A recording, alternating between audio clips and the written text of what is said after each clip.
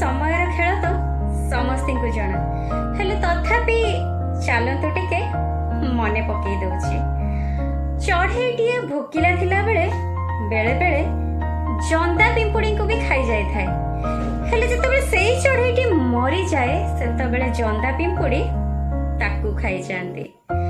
ତେବେ ସମୟ ହିସାବରେ ଆଜି ନିଜକୁ ଶକ୍ତିଶାଳୀ ଭାବୁଥିବା ମଣିଷମାନେ ମନେ ରଖ, ସମୟ ଦିନେ ତମର ବି ବଦଳିବ, କାହିଁକି ନା ସମୟ